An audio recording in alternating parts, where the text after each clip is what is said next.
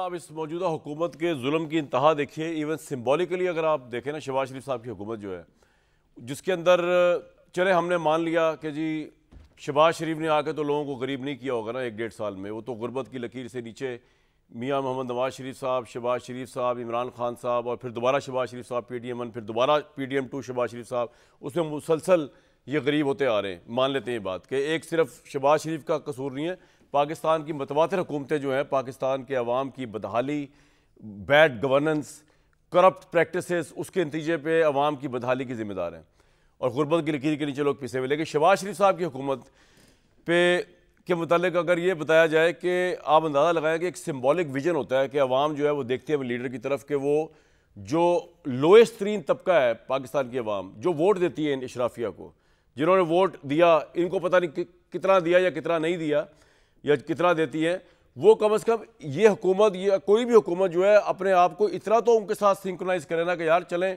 आपके पास तनख्वाहें कम है, महंगाई ज़्यादा है, गुर्बत की लकीर के नीचे आप मर रहे हैं, खाने को पैसा नहीं आपके पास, तनख्वाहदार तबके में टैक्स दर एक तरफा टैक्स लगा दिया, कभी IMF का नाम लेके, कभी अपनी पुअर गवर्नेंस की वजह से। तो कम अज़ कम आप इतना सिंबल तो दें यार कि हम आपके साथ खड़े हैं। लेकिन शहबाज शरीफ साहब की हुकूमत का कमाल आप देखें कि जहाँ अवाम या गुर्बत की लकीर के नीचे पिस रही है मज़ीद से मज़ीद तर, या जहाँ अवाम कम तनख्वाहों में महंगाई को फेस कर रही है, या जहाँ पे अवाम का तनख्वाहदार तबका, ख्वाह वो अमीर है, अमीर तनख्वाह थ्रेशोल्ड में आता है या मिडल में या लोअर में, उस पर 40-40, 35-35% टैक्स लगा दिया गया है। मतलब फैसिलिटीज़ जो है आपकी 0/0 है। मतलब वो शहबाज साहब के वज़ीर ख़जाना शहबाज साहब कहते हैं भाई ये तो बरतानिया और यूरोप में भी टैक्स होता है, और भाई आपको पता है वहाँ फैसिलिटीज़ क्या है, वहाँ के हेल्थ सेक्टर का पता है आपको, वहाँ की स्कूलिंग का पता है। यहाँ पे तो कोई शरीफ बंदा जो है वो अगर उसको मौका मिले वो कभी सरकारी अस्पताल में ना जाए। हालत तो देखें वहाँ पे क्या हुई हुई है। मरियम नवाज साहिबा ने जिस तम तराक के साथ उसको निकाला था MS को, उसको सैक कर दिया, उसके अगले दिन इंजेक्शन लगने से, गलत इंजेक्शन लगने से डॉक्टर की गफलत से वहाँ पे क्या हो गया। तो मतलब अपने हेल्थ मिनिस्टर को फारिग करते हुए MS में गुस्सा निकाल दिया सारा। पाकिस्तान के बेसिक स्ट्रक्चर्स नीचे से नीचे गए। हुकूमतें जो भी हों, अब ऑब्वियसली इस वक्त शहबाज साहब की हुकूमत, इनकी बात करनी पड़ेगी। और क़यामत सुगरा या कुबरा ये कि इस बदहाल अवाम के ऊपर एक बम जो फाड़ा उन्होंने, ये बता के ईद से पहले वफाकी काबीना के वज़रा की तनख्वाहें जो हैं 188% उनमें इजाफा हो रहा है। मतलब अंदाज़ा लगाएं कि अभी मैंने आपको पूरा हाल सुनाया पाकिस्तान की अवाम का क्या है। 188% इसमें इजाफा हो रहा है। वफाकी वज़ीर की तनख्वाह में 159% इजाफा, वज़ीर मुमलिकत और मुशीर बराए प्राइम मिनिस्टर की तनख्वाहों में भी 188% तक इजाफा। इससे कबल जो वफाकी वज़ीर की तनख्वाह 2 लाख और वज़ीर मुमलिकत की 1,80,000 थी, और जो MNA और MP सेनेटर जो है वो 5 लाख उसकी मुराद ले रहा था, वो अब इससे ऊपर बढ़ गई हुई ऑब्वियसली। ये तमाम सिचुएशन के अंदर दूसरी हुकूमत की जो, मैं अब ये लफ्ज़ बदमाशी यूज़ तो नहीं करना चाह रहा, लेकिन आप सोचें कि कितना ये क्या, इसको आप क्या नाम देंगे कि वो पहले प्राइम मिनिस्टर साहब ने अवाम को लेक्चर दिए कि जनाब आप सोलर लगाएं, सोलर। अवाम ने लब्बैक कहा, शहबाज शरीफ भाई इतने अच्छी बातें कर रहे हैं कि सोलर लगाएं, सस्ते सोलर कर रहे हैं, पैनल सस्ते कर रहे हैं। उसके बाद जो क्या हुआ, यानी शहबाज साहब ने लोगों को उस तरफ लगा के लोगों के साथ जो डाका मारा जा रहा है, बेसिकली मैं तो ये कहूँगा कि हम तो खैर 50 और 60 और पता नहीं कितने का यूनिट खरीद रहे हैं, वो सोलर वाले जो बेचारे 26 रुपए का यूनिट हुकूमत को बेचते थे वो भी एक्सप्लॉयटेटिव है। लेकिन इस गवर्नमेंट ने कमाल ये किया कि अब वो कह रहे हैं कि नहीं जनाब 26 का नहीं, हम आपको तो आवाम को बेच रहे 60 रुपए का, 50 रुपए का, आपसे 10 रुपए का लेंगे।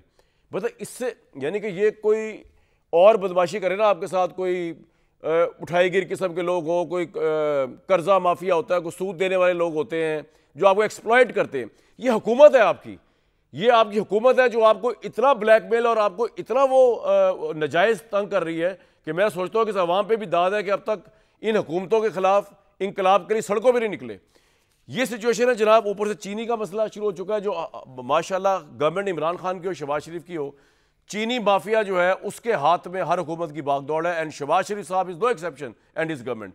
आप देख लें कि अगरचे वफाकी वजीर साहब तरदीद कर रहे हैं कि जनाब हमने तो ऐसी कोई मंजूरी नहीं दी कि जिसमें हम चीनी को बरामद कर रहे हैं बाहर, लेकिन हमेशा ये हुआ, क्या वो जागीर तरीन था, क्या वो, ये हर दौर के तरीन यही है पोजीशन कि उसके अंदर आप उनके कहने पे इतनी मासूम गवर्नमेंट होती है, और शहबाज साहब की भी गवर्नमेंट इतनी मासूम है, वो चीनी की शुगर मिल्स जो है उनको बताती हैं कि जनाब चीनी बड़ी वाफिर होगी हमारे पास, अब आप बाहर भेज दें। पहले मसनूई किल्लत करते हैं चीनी के जो सरमायादार हैं, उसके बाद हुकूमत से फेवर लेते हैं और हुकूमत उनके कहने में बहलावे में आ जाती है, चीनी बाहर चली जाती है, फिर उसी चीनी को वापस मंगवाते हैं स्मगलिंग या एक्सपोर्ट रेट्स के जरिए आवाम से कहते हैं भाई चीनी किलो तो के आप महंगी खरीदें। ये इस मुल्क के अंदर अवाम और हुकूमतों के दरमियान इमरानी माहिदा है, जिसकी मैं यानी कि जो हम देख रहे हैं, और उसमें रमज़ान है रमज़ान नहीं है इससे कोई फ़र्क नहीं पड़ता। मेरे साथ डॉक्टर मुसद्दिक मलिक साहब मौजूद हैं, इरशाद भट्टी साहब मौजूद है, और हमें एक अहम इशू के ऊपर डॉक्टर अमजद साकिब साहब भी ज्वाइन कर रहे हैं, सरबराह क़ुव्वत फाउंडेशन के। डॉक्टर साहब बहुत शुक्रिया। मैं ज़रा पॉलिटिशियंस को भुगता के फिर आप ज़रा एंजॉय करें। मुसद्दिक भाई ये क्या हो रहा है सर, थोड़ा बताइए। मैंने तो बोल दिया जो बोलना था, तनख्वाह शुरू कर लेते हैं। जी, मैंने आपका इब्तदाइया पूरी तरह से नहीं सुना क्योंकि कनेक्शन उस वक्त सही नहीं आ रहा था सर। लेकिन मैंने सुना कि आप काफ़ी क्रिटिसिज्म दे रहे थे। आपने चीनी का जिक्र किया, आपने कुछ महंगाई का जिक्र किया कि चीनी की कीमत बहुत ज़्यादा बढ़ गई है, आपने तनख्वाहों का जिक्र किया कि वज़रा की तनख्वाहें बढ़ गई हैं, और एक कोई आपने और भी बात की, लेकिन वो दरमियान में सोलर सर, सोलर जो आप 10 रुपए में आवाम को 10 रुपए में, हमें 50-60 रुपए में, और सोलर 10 रुपए में खरीद रहे हैं। जी देखें, सोलर से ही शुरू कर देते हैं। हमारे पास बिजली जो इस वक्त लगी हुई है, हमारी प्रॉब्लम ये है कि हम बिजली लगाते हैं समर्स के लिए। आपको याद होगा कि 2013 में तकरीबन 16 से 18 घंटे लोड शेडिंग होती थी। तो वो लोड शेडिंग गर्मियों में ख़त्म करने के लिए हमें तकरीबन 30,000 मेगावाट बिजली लगानी पड़ी। अगर हम 30,000 मेगावाट ना लगाएं और 10,000 मेगावाट ही रहने देते तो फिर 1/3 ऐसा टाइम होता जब बिजली आपको ना मिलती, 2/3 यानी 12 से 18 घंटे की लोड शेडिंग होती और 6-8 घंटे आपको बिजली मिलती। अब जब 30,000 मेगावाट जो गर्मियों के लिए चाहिए वो बिजली लग जाए, तो जब सर्दियां आती हैं तो बिजली की ज़रूरत 10,000 मेगावाट रह जाती है। वो 20,000 मेगावाट जो रह जाते हैं बाकी, जो सर्दियों में इस्तेमाल नहीं हो रहे होते, उसके ऊपर कैपेसिटी पेमेंट देनी पड़ती है।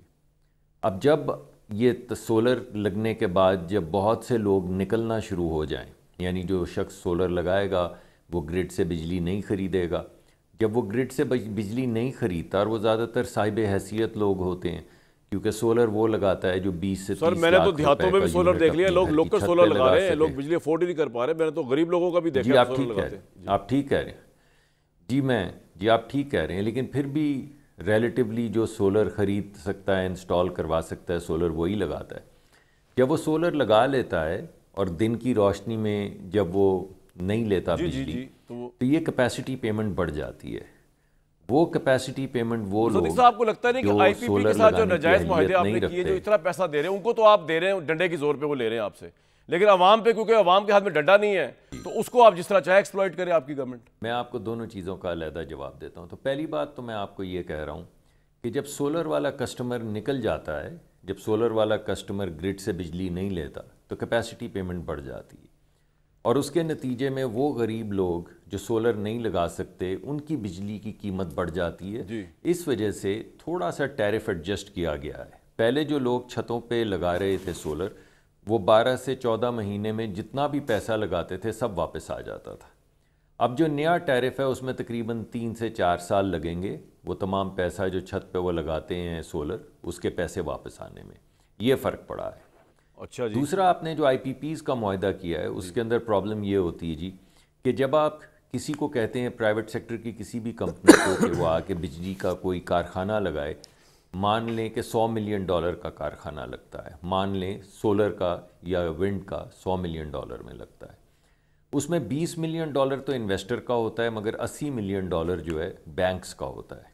क्योंकि हम वो इस वजह से उनको कहते हैं, फोर्स करते हैं कि बैंकों से वो पैसे लें, क्योंकि बैंक की शरह सूद जो है वो इन्वेस्टर की शरह सूद से कम होती है। बैंक से पैसा लें तो 8% पे मिलता है, इन्वेस्टर से पैसा लें तो 18% पे मिलता है। तो जब आप बैंक के पास जाते हैं और बैंक को कहते हैं कि मुझे $80 मिलियन का कर्ज़ा चाहिए, तो बैंक कहता है भाई ये बिजली आपसे कौन ख़रीदेगा? आप कहते हैं सरकार ख़रीदेगी। और कहते हैं अगर सरकार ने ना ख़रीदा तो हमारे लोन का क्या होगा? तो वो कहता है फिर तो हम नहीं आपको दे पाएंगे।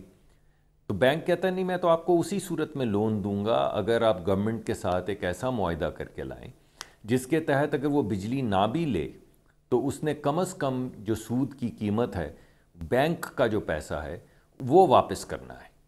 तो इन्वेस्टर का पैसा और बैंक का पैसा ये दोनों मिलाएं सर, ये तो दो इसको पॉइंट तो capacity आपके आगे ये वो लोगों को payment अगरचे है। समझ नहीं आएंगे, क्योंकि ऑब्वियसली आईपीपी की पॉलिसीज जो जिस तरह बनी है वो अवाम फ्रेंडली नहीं है। लेकिन क्विकली सर मुझे बताइए, वक्त की किल्लत है सदिक साहब। ये नहीं सुनिए जी, जी कामरान साहब, एक सेकंड, सिर्फ एक सेकंड दीजिएगा, अगरचे ये बोरिंग सी बात है। हाँ जी, ये जो मैंने मुझे अंदाजा आपके हो रहा है। सामने रखा है ना, यही आईपीपी का मुआहदा है। आईपीपी का मुआहदा ये है कि जब आप प्राइवेट सेक्टर को कहते हैं कि आप बिजली का कारखाना लगाएं और गवर्नमेंट आपसे बिजली खरीदेगी, तो उसको बैंक पैसे सिर्फ उसी सूरत देता है जब गवर्नमेंट ये भी उस मुआहदे में लिखे कि वो बिजली ले या ना ले, लेकिन सूद के पैसे सूद या पूरा बैंक देना की जी, जो समझ पेमेंट आ गई है वो बात। जरूर देगी। मैंने ये इसलिए आज IPP बुलाया का हुआ है मुआहदा डॉक्टर अमजद साकिब अब साहब अगर को। आईपीपी का मुआहदा ना हो जी, ये आपको पता है कि बगैर सूद के कैसे फरमाइए। इकॉनमी चला सकते हैं? मैं जी जरूर जी। सर अब ये बता दीजिए मुसद्दिक भाई, लेकिन- नो पर्सनल ग्रज, आप ये ना समझिएगा आपके ऊपर बात हो रही है। जब अवाम पिस रही है टैक्सों के जरिए, गुर्बत के जरिए, आपको क्या जरूरत पड़ी है? आप लोग सारे साहिब हैसियत हैं यार, आप लोग गुजरा जो आपने अपना इतना पैसे बढ़वा लिए यार, 188% तक इजाफा यार। जी कामरान साहब, देखें बहुत से वुज़रा तो आपको पता है कि ना पिछले टेन्योर में और ना इस टेन्योर में वो तनख्वाह नहीं ले रहे थे। जो साहिब हैसियत होंगे वो शायद अभी भी तनख्वाह ना लें, लेकिन बहुत से लोग साहिब हैसियत नहीं हैं। बहुत से लोग ऐसे हैं जो मिडिल क्लास से आते हैं, बल्कि एक तो हमारे दोस्त थे, अल्लाह उनको जन्नत फिरदौस में जगह अता फरमाए। जब पिछली मरतबा ये फ़ैसला हुआ कि उनको के तनख्वाहें लोग ना लें, तो उन्होंने कहा कि हम लोग जो 1.5-2 लाख रुपए के अंदर ज़िंदगी गुजारते हैं, जब इस तरह के फ़ैसले आते हैं तो आप हमसे हक छीन लेते हैं कि कोई भी मिडिल क्लास का या गरीब आदमी सियासत करे। फिर तो सियासत उसी को करनी चाहिए जो बहुत अमीर हो और जो ख़ुद ही अपने पैसे से पैसे खर्च भी सकता हो, इस्लामाबाद में रह भी सकता हो और उसको 5 साल खिदमत करने के से कुछ फ़र्क भी ना पड़े।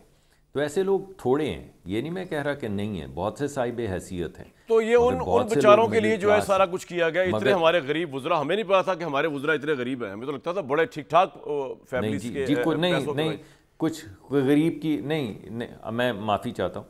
देखिए कुछ वुज़रा जो हैं वो मिडिल क्लास हैं, वो अपना भरम रखते हैं, सर 188%। सर आपको घर मिल रहा है वुज़रा को, वहाँ पर ट्रांसपोर्ट मिल रही है सर, पेट्रोल मिल रहा है जी। आप जी मैं एक सेकंड आपको बताता हूँ।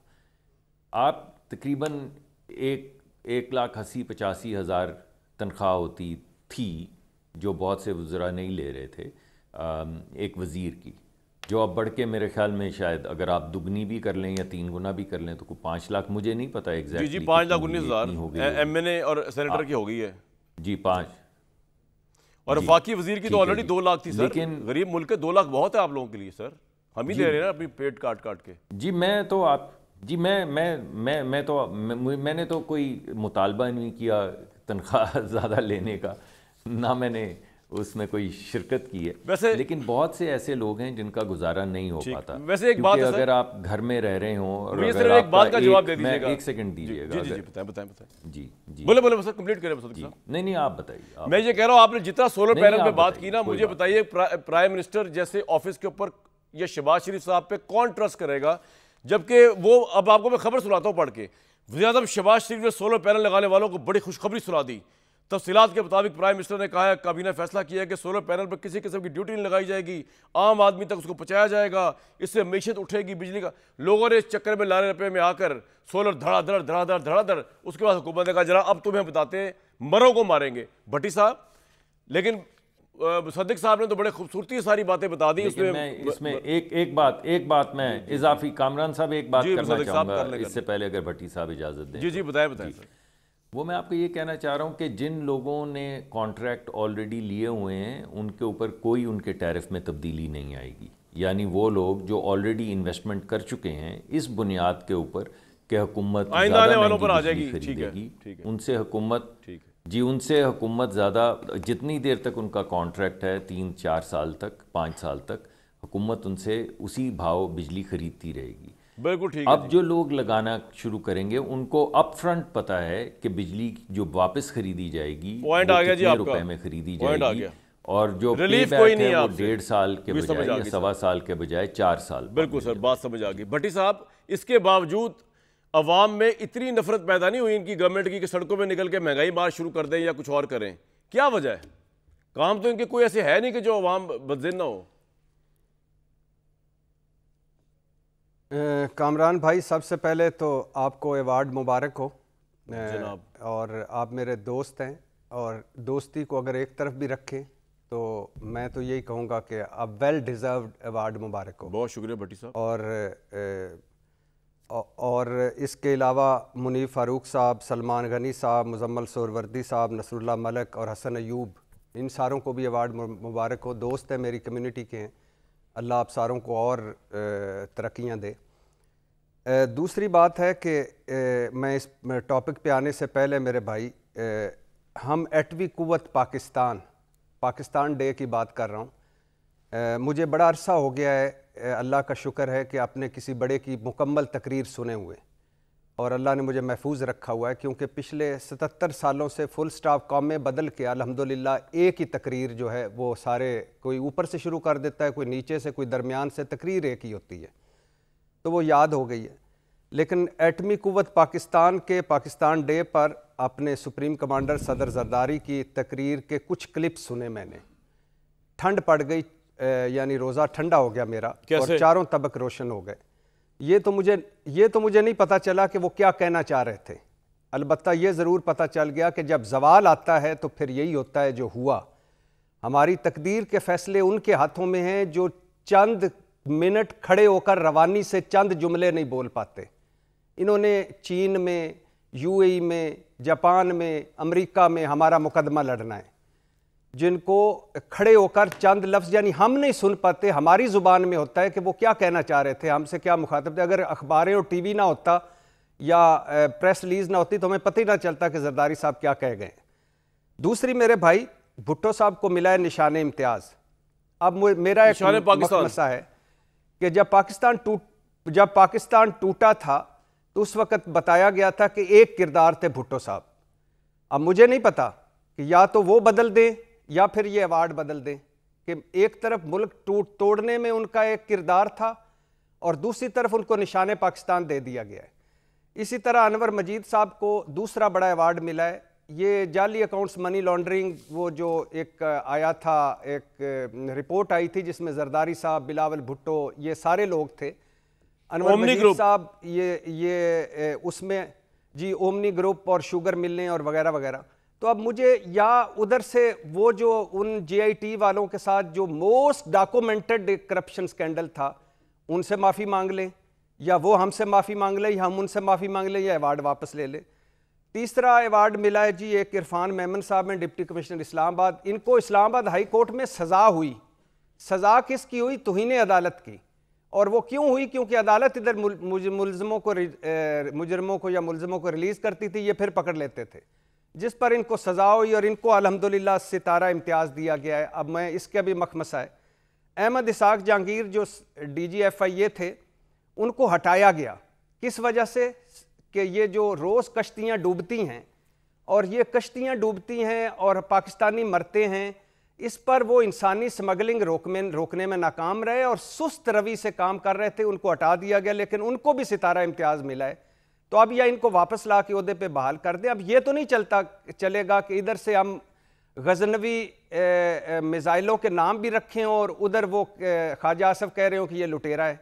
ये बस कर दें यार, इस मुल्क के साथ ये जुल्म करना। ये इस मुल्क को आपने मजाक बना दिया। 25 करोड़ का मुल्क है यार, इसलिए ये मुल्क लिया गया था कि आप अवार्ड्स की रेड मार दें, ओहदों की रेड मार दें। अभी आप वज़रा की तनख्वाहों की बात कर रहे थे, तो 18वीं तरमीम के बाद किस अक्लमंद ने मशवरा दिया था कि 55 वज़ीर, मशीर और मुआमलीन रखो? 55 वज़ीर, मशीर और मुआमलीन के महकमे हैं 18वीं तरमीम के बाद। यानी आप, और फिर किस अक्लमंद ने कहा कि अब जजों की मरात बढ़ा दें, अरकान पार्लियामेंट की तनख्वाहें बढ़ा दें, पंजाब असम्बली की तनख्वाहें बढ़ा दें, सदर हाउस का बजट बढ़ा दें, वज़ीर आज़म हाउस का बजट बढ़ा दें, वज़रा की तनख्वाहें बढ़ा दें, और साथ साथ कहें डाउन साइजिंग करनी है, यूटिलिटी स्टोर से 6000 मुलाजमीन निकाल देने और 220 मुलाजमीन हमने कौमी असम्बली से निकाल देने। पागल हो यार आप, कुछ तो खौफे खुदा करो यार। हम मर रहे हैं नीचे, हमारे घर का किचन नहीं चल रहा, हम तबाह बर्बाद हो गए हैं। हमारे अस्पतालों में देखो हम डंगर हैं, हम किसी सरकारी महकमे में जाएं हम डंगर हैं। क्या कर रहे हो यार आप? कुछ ऐसे एक्शन तो लो कि हमें पता चले आप हम में से हो। फिर आप अभी मेरे भाई ने, और लॉजिकल बोलते हैं मुसद्दक मलिक साहब, मैं उनकी इज्जत करता हूं, अब जो इनका कसूर भी नहीं, लेकिन ये जो बिजली मुआहदे कर गए ये पहले दौर में, ये पीपल्स पार्टी वाले और मुस्लिम लीग वाले, इतने शर्मनाक मुआहदे कोई करता है कि बिजली पूरी ना दो तो पैसे देंगे, बिजली ना बनाओ पैसे देंगे, बिजली ना खरीदेंगे पैसे देंगे, डॉलरों में पेमेंट करेंगे, मुनाफे में घपले, पेट्रोल डीजल में घपले, प्लांट लगाने में घपले, बिजली पैदावार करने में घपले। ऐसा मुल्क चलता है। पॉइंट आ गया और आपका। फिर कायदे-ए-आज़म सोलर पार्क भी था, दो जुमले, कायदे-ए-आज़म एक सोलर पार्क मंसूबा भी था, उसका पता कर लें कि वो कितने का 38 रुपए का गालबन यूनिट खरीद रहे हैं। और आप इधर गंदम महंगी कर लेते हैं, पहले किसानों को रोल देते हैं, फिर किसान कार्ड ले आते हैं, फिर गंदम महंगी मार्केट से उठाते हैं, आटा महंगा होता है, हाय आटा महंगा हो गया। हर चौथे दिन चीनी आप बाहर भिजवा देते हैं, फिर किसी मुल्क के शक्कर किसी मुल्क से चीनी मंगवाते हैं, चीनी महंगी हो जाती है। और आप करना क्या चाहते हैं? खुदा के लिए कुछ इस मुल्क पे रहम करें। जो कुछ भी ऊपर आपने लागर बिठाने हैं, जो बिठाना है, जो चार जुमले नहीं बोल पॉइंट आ सकता, गया, या जिसके सारे करप्शन स्कैंडल माफ करके आपने ओहदा दे देना, या जिसको भी अवार्ड देना देते रहे, लेकिन हमारा भी तो सोचें भाई। बिल्कुल ठीक है, 25 करोड़ का मुल्क है यार। सर आपका पॉइंट आ गया। अब मुसद्दिक साहब और भट्टी साहब, मैं आपसे दरख्वास्त करूंगा कि जिस तसल्ली से डॉक्टर अमजद साकिब साहब ने आपकी गुफ्तगू सुनी, जरा मैं उनसे एक बड़ी इंपॉर्टेंट बात पूछ के दोबारा आपके पास आऊंगा, तो आप जरा सुने, उसके बाद मुसद्दिक साहब ने जवाब जरूर दे रहे हैं इन चीज़ों का। मैं एक और बड़ा इंपॉर्टेंट सवाल है भुट्टो साहब के हवाले से, जो जिसका जवाब सिर्फ मुसद्दिक साहब दे सकते हैं, वो मैं पुट करता हूँ। डॉक्टर साहब बहुत वार्म वेलकम। आपका मेरा ताल्लुक वैसे बड़ा पुराना है, मेरे भाई ज़हीर शाहिद साहब ने पहली डॉक्यूमेंट्री बनाई थी अखुवत की, और बड़ी गजब की वो, अभी भी वो दिलों पे दस्तक, हाँ जी, बहुत खूबसूरत बनाई थी, बड़े दिल से उन्होंने।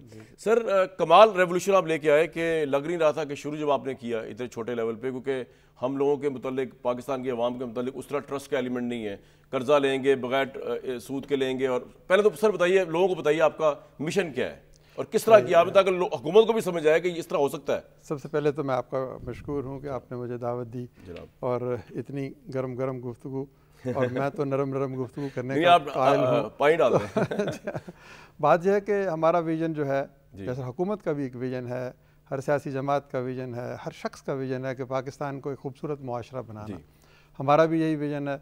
और हम अपने इस विजन को डिराइव करते हैं मुवाक़ात मदीना से। अब वो समझने की बात है कि उसमें नबी पाक सल्लल्लाहु अलैहि वसल्लम ने फरमाया कि एक बाहैसियत शख्स एक कमज़ोर शख्स को अपना दोस्त बना ले। तो हम कहते हैं कि पाकिस्तान में अगर 50% बाहैसियत हैं, हैव्स हैं, तो चलें अंदाज़ा से कह दें कि 50% कम हैसियत के हैं या हैव नॉट्स हैं।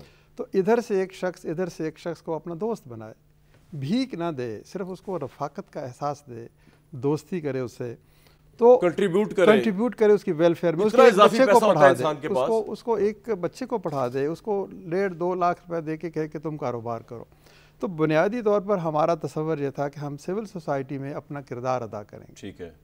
और इस मदीना की अल्हम्दुलिल्लाह बड़ी क्रेडिबिलिटी से गया, जिस मुल्क में क्रेडिबिलिटी नहीं है फाइनेंशियल। आप देखें ना कि 1.5 बिलियन डॉलर्स की रकम जो है ये हम कर्ज हसन के तौर पर दे सके हैं माशाल्लाह, और 99.9% रिकवरी है। अच्छा, ये और अब मैं लोगों को बता दूं, कर्ज हसना से मुराद ये है कि जब उसके पास जो आपसे कर्जा ले रहा है, वो जब उसके पास पैसा आएगा, उससे वो कारोबार करेगा, तब वो देगा, यानी उसके ऊपर बाइंडिंग कोई नहीं है। उसके बावजूद उसने ईमानदारी से 99% लोगों ने कर्जा उतारा, वापस किया, और 6 मिलियन ये लोन्स हैं, 4 मिलियन ख़ानदान हैं।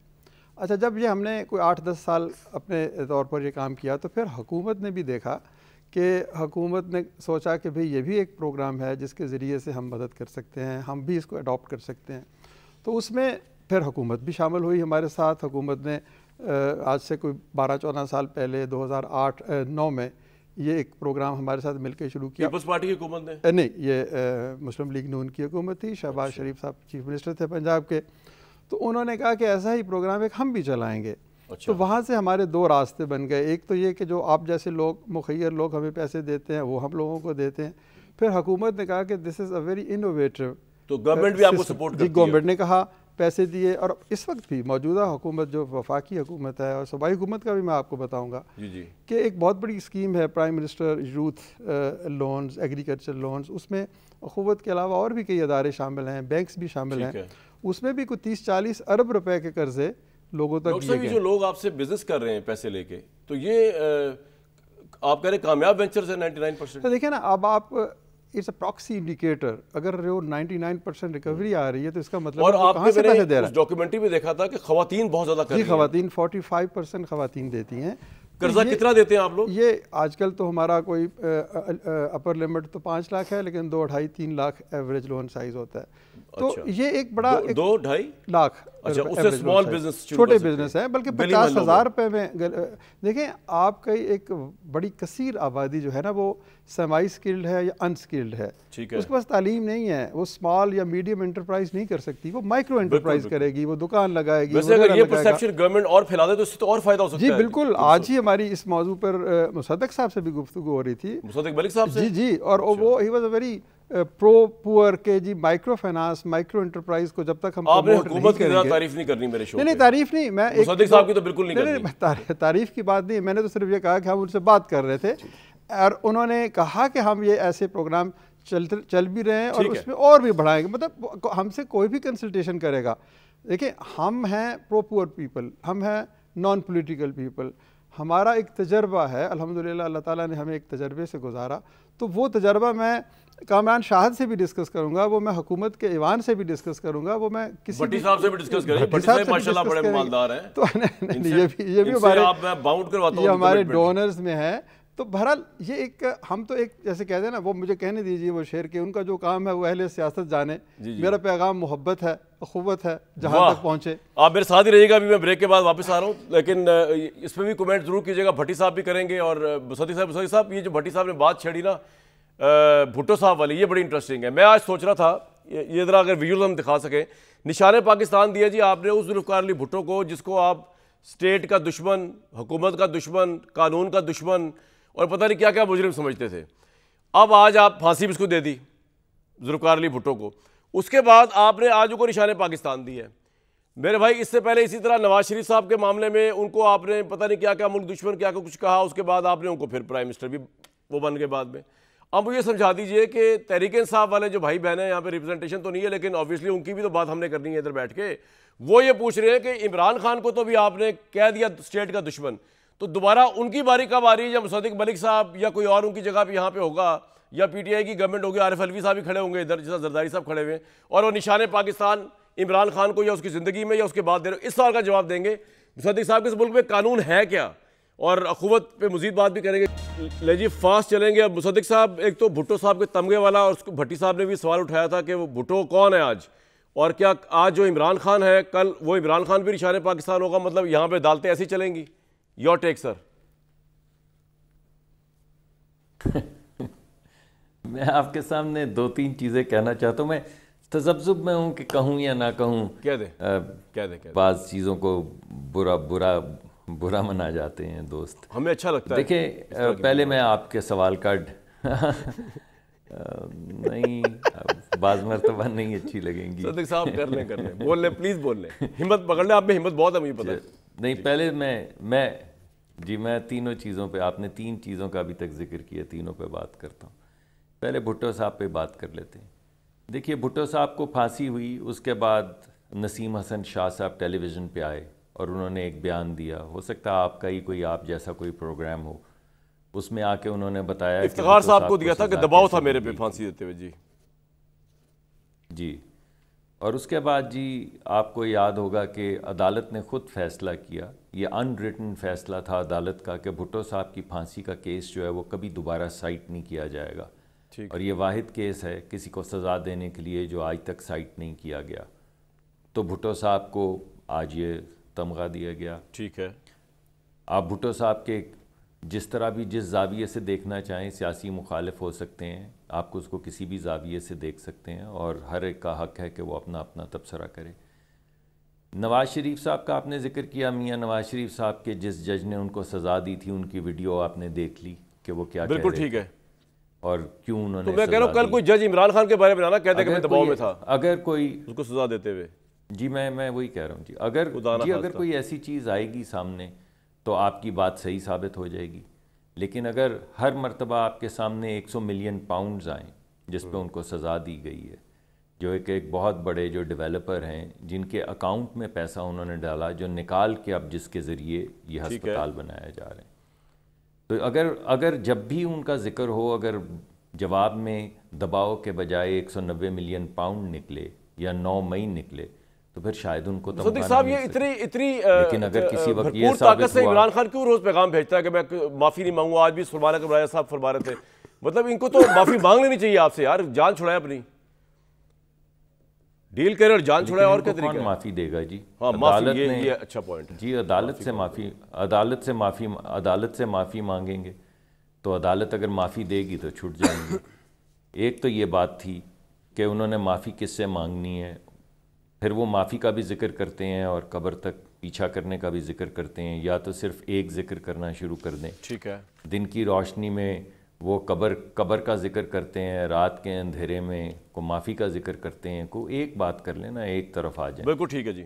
तो उनकी किसी बात पे किसी को यकीन भी नहीं आता। ठीक। दूसरी बात जो कि अभी ये आपने तनख्वाहों के हवाले से भी, तो हमारे बहुत से दोस्त हैं, वो आते हैं शाम को प्रोग्राम, हम दिन में काम करते हैं, शाम को आपके पास हाज़िर हो जाते हैं इस उम्मीद पे कि जिस तरह आपकी इज़्ज़त हमारे ऊपर फ़र्ज़ है, आप भी हमारी इज़्ज़त का थोड़ा भरम करेंगे। लेकिन फिर प्रोग्राम के अंदर कोई कहता है शर्मनाक, कोई कहता है पागल, और ये इस तरह की सख्त कलामी करने के बाद या सख्त कलामी करने के बावजूद आप कहते हैं कि तुम 1,90,000 तनख्वाह लेते हो। तो फिर मेरे जी में भी आता है कि मैं पूछूंगा आप कितनी लेते हैं, आप गाली निकालने का कितने लेते हैं? हम तो गाली सुनने के 1,90,000 या 80,000। वाह यार मुसद्दिक भाई, ये तो आपने बड़ी शायराना सी बात लगती है। भट्टी साहब, आप गाली देने के कितने पैसे लेते हैं? नहीं, मैंने भट्टी साहब का जिक्र नहीं किया, मैंने कहा कि मैं तो रोज टेलीविजन प्रोग्राम पे जाता हूँ और अक्सर लोग नाराज होते हैं। मुझे आपकी बात अच्छी लगी यार, सख्त बातें आप यकीन करें, आपकी हुकूमत की पॉलिसी अच्छी नहीं लगती, आपकी पार्टी से भी शायद मेरा हद दर्जे नजरियाती इख्तलाफ होगा, लेकिन मुझे आपकी बातें अक्सर अच्छी लगती है। ये वाली बड़ी अच्छी लगी मुझे आपकी बात की, आपने इतनी मासूमियत से कहा है ना, मुझे वाक़ई लगा कि यार वाकई ज्यादती हो रही है। भट्टी साहब, जिस मोहब्बत से इन्होंने कहा ना कि ये एक फिल्म का डायलॉग लग रहा था जैसे कि अमिताभ बच्चन पे जुल्म हुआ है इस वक्त और वो बदला लेगा, लेकिन बड़े प्यार से। जी भट्टी साहब। मुसद्दिक मलिक साहब मेरे भाई हैं, मैं पहले ही कह चुका हूँ, इनसे बड़ा प्यार है इनके, और मेरे कभी भी कोई व्यूज़ नहीं मिले, लेकिन मोहब्बत है क्योंकि लॉजिकल बात करते हैं। लेकिन इन्होंने जो गाली खाने और गाली लेने और गाली की तनख्वाह और गाली खाने की तनख्वाह और गाली देने की तनख्वाह, ये वही है, वो फिल्म वाला नहीं, वो जो पकड़ा जब नमाज का वक्त हो गया तो उसने नमाज पढ़ ली, तो हीरो ने पूछा कि क्यों भाई ये नमाज और चोरी करने आया, तो उसने कहा चोरी मेरा पेशा है, नमाज मेरा फ़र्ज़ है। तो ये वही बात है। असल में मेरे भाई जब आप मुलाजमीन की पेंशन कम कर देंगे और गुजरा की, आप नहीं आप ये मत सुन, एक मिनट, आप ये मत समझें कि जो आपके मद्दे मुकाबिल बैठा हुआ है उसको ये ज़बान चोर या पागल या बेगैरत कहना नहीं आता। वो इस वजह से नहीं कहते कि उनकी अपब्रिंगिंग मुख्तलिफ है। इस वजह से आप ये ना करें हीले बहाने से कि चोर भी करता है। कौन चोरी करता है भाई? कौन चोरी करता है? आप मुझे क्या कह रहे हैं? फिर गलत ले गए ना, फिर गलत ले गए मेरे भाई। मैं थोड़ा सा नहीं, गलत नहीं, आप गलत बात करते हैं। नहीं, आप ऐसी मिसालें मुझे भी आती हैं, मैंने नहीं दिया दरमियान में बोल पड़े और मैं फिर आपको कहता हूँ आप एक बड़े ट्रांसपेरेंट कैरियर गुजार रहे हैं। चलें, आप दोबारा कर लें, फाइनेंशियली बड़ा ट्रांसपेरेंट कैरियर। भट्टी साहब क्विकली करना, मैंने फिर आपसे कर लें। आप जब आप ये मिसालें देते हैं तो सिर्फ आप अपनी मुसद्दिक मलिक साहब को, मुझे कुछ नहीं कह रहे हो। मुसद्दिक मलिक साहब की तल्ख बातें भी मुझे कुर्बान, मैं उन पे सुनने के लिए तैयार हूँ। मैं मुसद्दिक मलिक भाई से मैंने पहले भी कहा है कि कभी कोई मुझे इख्तलाफ नहीं हुआ, पॉलिसियों से हुआ है। हम पॉलिसियों पे तनकीद करते हैं। सर आपका पॉइंट आ गया, आप पे नहीं करते। मैं फिर एक मरतबा फिक्रा आखिरी दोहरा रहा हूँ, एक सिर्फ फिक्रा मैं आखिरी दोहरा रहा हूँ कि जब आप अपनी वज़ीरों, जजों की, असम्बली अरकान की और सदर की, वज़ीर आज़म की मराद तनख्वाहें बढ़ा दें और मुलाजमीन की पेंशन कम कर दें, तो हमें कोई कम अज़ कम अल्फाज हमारे माज़रत के साथ पॉइंट आपका आ गया करें, अल्फाज ही अब आपको गालियां लगने लग गए। जरूर। और अमजद साकिब साहब आप कितनी तनख्वाह लेते हैं? भट्टी साहब की तनख्वाह पूछते हैं जी, सर बताइए। जी आप परेशान ना हो पॉलिटिशियनों की वजह से, खुल के बात करें। मेरे लिए तो सब काबिल एहतराम है। अल्लाह ताला हम सबको एक दूसरे की बात समझने की तौफीक अता फरमाए। तो आपने अपनी छत अपने घर के बारे में पूछा, ये अब ये सियासत नहीं है, मैं तो आपको पता है कि कोई गैर सियासी शख्स हूँ, तो ये हुकूमत पंजाब का एक बहुत अच्छा प्रोग्राम है, बहुत बड़ा प्रोग्राम है, जिसमें उनका ख्याल है कि 1 लाख घर बनाए जाएंगे 1 साल के अंदर, और उसके लिए उन्होंने मुख्तलिफ माइक्रो फाइनेंस अदारों को मुंतखब किया है बैंक ऑफ पंजाब के ज़रिए से। उसमें आपके साथ क्या कर रहे हैं? उसमें यह है कि वो पैसा जो है बैंक्स के ज़रिए से हमारे जैसे अदारों के पास आता है, और हम 15-15 लाख रुपए एक मखसूस एलिजिबिलिटी क्राइटेरिया हुकूमत ने बनाया, उन लोगों को हम पेश करते हैं। अच्छा। और वो उसके ऊपर कोई सूद नहीं। अभी आपने सूद की बात की ना, तो जो 15 लाख रुपया है उन लोगों ने 9 साल में पूरा 15 लाख ही अदा करना है। अगर उसने 15 लाख, लेकिन इंटरेस्ट नहीं देना, और एक आसान एक साथ में है, और उसका एक बड़ा ट्रांसपेरेंट मैकेनिज़्म है। एक पोर्टल बनाया है, उस पोर्टल पे जाके वो अप्लाई करते हैं, उसके बाद फिर उनकी कुर्रा अंदाज़ी होती है, फिर उनकी प्रॉपर सोशल और इकोनॉमिक अप्रेजल होती है, फिर उसका बैंक का ऑडिटर उसको ऑडिट करता है, हुकूमत के भी मॉनिटर उसको ऑडिट करते हैं। तो वो अब देखिए, मैं एक छोटी सी मिसाल दे रहा हूँ कि एक अदारा है पाकिस्तान में जो सबसे बड़ा अदारा है, जिसका काम कर्ज़े देना है और वो घरों की तामीर के लिए, वो 1 साल में 148 कर्ज़े देता है। जी जी। और हमने इस प्रोग्राम के तहत अपनी छत अपना घर के तहत पिछले 4 महीनों में 22,000 घरों को फाइनेंस किया है। अब देखें, Rome was not built in a day. हम अगर कहें कि बड़ी मैसिव कंट्रीब्यूशन सर आपकी, तो नहीं, ये मेरी नहीं, हमारी, हम तो एक जैसे कहते हैं ना, ये आप एक इंटरव्यू के दौरान 15 साल पहले शुरू होते हैं, मुझे याद है मैंने मैसेज भी दिया था उस डॉक्यूमेंट्री में जी, जब वो बनी 15 साल पहले। 15 साल पहले की बात आपने याद दिला दी। उस वक्त आप बहुत नौजवान थे, खूबसूरत थे, आज भी वही हैं।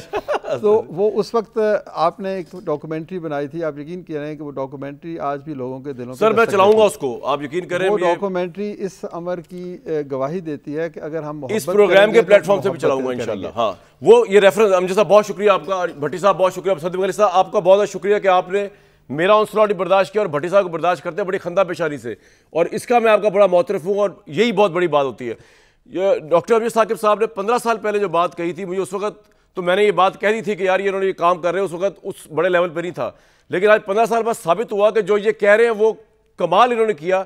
ख़वातीन को घरों में, मोहल्लों में जिस तरह इन्होंने दिया कर्जा और जिस तरह लोगों ने इनको वापस किया, ये एक्सेप्शनल है। इसमें सर मजीद भी बात करते रहेंगे, और आप खुल के चैरिटी करें, आप लोगों की मर्जी होती है, लेकिन आप मुझे कहने दीजिए, मैं अपने दोनों दोस्त, मैं तो बड़ा मामूली आदमी हूँ, तो ये बड़े लोग हैं, मैं भी इनको सलाम करना चाहता हूँ, सलाम अकीदत करना चाहता हूँ, और इनसे ये भी कहूँगा कि ये भी खुल के खैरात करें, एक शख्स के साथ मुवाखात करें, और इस तरह बहुत अच्छी बात, क्योंकि हम कहते हैं कि 50% पाकिस्तानी हैव्स जो हैं वो 50% पाकिस्तानी सर, बिल्कुल आपका पॉइंट आ गया, उनके साथ मोहब्बत करेंगे तो जो मुआशरा बदल जाएगा। बहुत ज़बरदस्त, ये सोच ही बड़ी ज़बरदस्त है। कल तक के लिए इजाज़त।